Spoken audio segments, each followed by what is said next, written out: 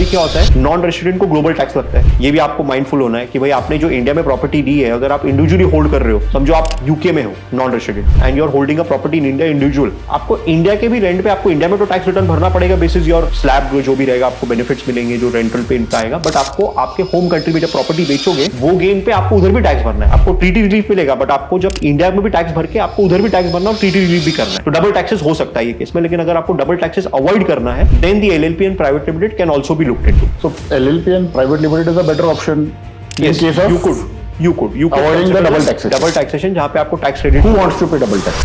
Credit मिलता है, ऐसा नहीं कि डबल टैक्स में पूरा होगा, but you lose some amount, पूरा आपको 100% क्रेडिट नहीं मिलेगा। Tax rates could be different in both countries. A penny saved is a अभी penny जैसे earned. अभी जैसे यूएस में कॉर्पोरेट टैक्स रेट जो है, मतलब इंडिविजुअल टैक्स रेट है, they have two forms of taxes. One, they have a federal tax, they also have a state tax. तो जो कैपिटल गेन्स भरेंगे हम लोग, समझो हम लोग कैलिफोर्निया में है, मैं फेडरल टैक्स भरूंगा प्लस मैं स्टेट टैक्स भरूंगा, सब मिल मिला के मेरा 25% तक टैक्स रेट जाएगा। जबकि capital gains tax rate in India for property sale without indexation is 12.5%। तो इंडिया में मैं 12.5% भरूंगा और वहां पे मेरे को ज्यादा भरना पड़ेगा। समझ रहे, मैथ्स इज वेरी डिफरेंट। पैसे मेरे इंडिया में ब्लॉक्ड है, जो कि मैंने वहां पे वायर भी नहीं किए और इंडिया में ही है, उस पे मेरे को टैक्स भरना पड़ेगा, वो भी सिचुएशन है। So you have to worry about the situation and then only take a call.